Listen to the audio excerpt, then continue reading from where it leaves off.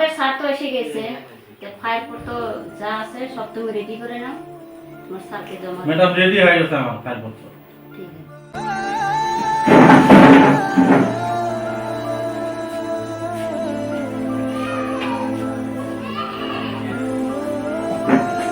কেরা তাতে এই 1 মাস কিভাবে চলাইলা? কাগজপত্র এগুলো সমস্ত ফাইলটা রেডি হয়েছে কি? আর সব রেডি হয়েছে। সব রেডি হয়েছে। তোমাকে যে আমি কইছি যে তোমার দিন আমি দেখি না, তুমি এখন যে এই কোম্পানি দিয়ে যাও, যাও ওই রুমে ফাইল আছে, ফাইল নিয়ে আসো। ঠিক আছে স্যার।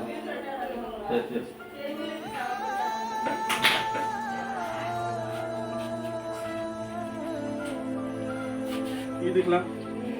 হ্যাঁ সাড়ে দিতে হ্যাঁ না সাড়ে দিয়ে দাঁড়াবো টাকাটা। হ্যাঁ পিয়ন, বাহ, আমার সুবর্ণ সুযোগ আছে। ফাইল দিয়েছিলাম, ফাইলের তোর টাকাও দিয়েছিলাম। টাকা যদি পিয়ন নিছে, আমি পিয়নের কাজকে কিভাবে চুর সাজায় খাদান লাগে আমি খাদাইতেছি, সেই জন্য টেনশন নেই। ঠিক আছে,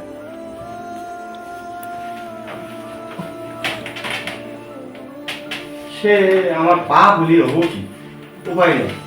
আমার মান সম্মান ইজ্জত সবকিছু আমার এর উপরে। গতিকে টাকা যদি ওখান থেকে নিছে, বাপ দিলে কোনো খাতির না, আমি আজকে এখান থেকে পিএনের চাকরি হিসাবে আমি তাকে বরখাস্ত করবো ফাইনালি। এটা স্পষ্ট কথা। স্যার এই যে ফাইল স্যার। এই রাখো।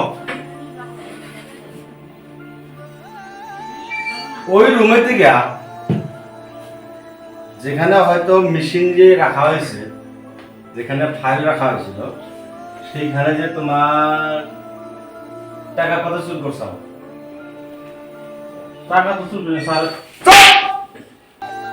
টাকা চুর করিস নাই তো আমার বাপ বিলা পয়সা দিতে আমার ঘৃণা হতেছে।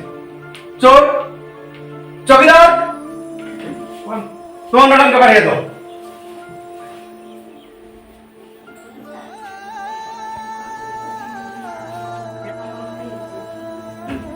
এই পিয়ন কোম্পানিতে রাখা যাবে না।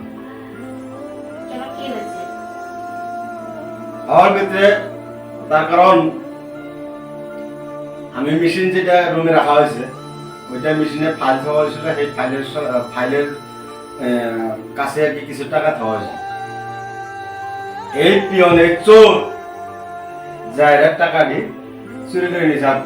এখন পর্যন্ত সেই পিয়ন অবাক পায় না। তুমি কথাটা জাস্টিফাই করে দেখো, হয় না নাই? তোমাদের স্যার কি বলছে? ম্যাডাম আমি চুল করে নেই। তোমাদের স্যার কথাটা বলছে সত্যি নাকি? না ম্যাডাম আমি চুরি করে নেই ম্যাডাম। স্যার যদি কইছে আমি চুর, আমি চুরি। ইয়ারা চৌকিদারকে ডাকে এই মুহূর্তে এখান থেকে বের করে দাও। চৌকিদার, বলেন ম্যাডাম। এখান থেকে প্রিয়নকে বের করে দাও।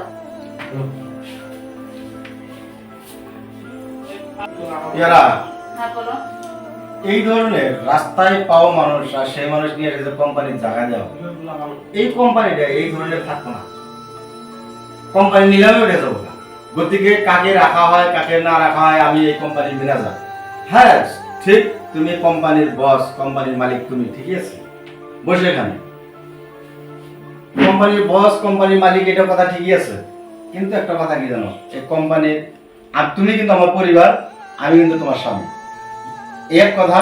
দ্বিতীয় কথা, কোম্পানির বস তুমি ঠিকই আছে, কিন্তু এই কোম্পানির ম্যানেজার কিন্তু আমি। আমাকে না শুনে না যাই না কোনো এই রাস্তার ফুটপথের মানুষ নিয়ে এসে যিনি কোম্পানির কোনো ধরনের কোনো জায়গা দেওয়া হয় না, মনে থাকবো। ঠিক আছে। ম্যানেজারে উঠে পড়ে যে লাগছিল পিয়নে খেদাবার জন্য, কারণ আমি বুঝতে পারছি না। দেখি কি করা যায়, আমি এই কারণটা আমি বিশ্লেষণ বের করবো।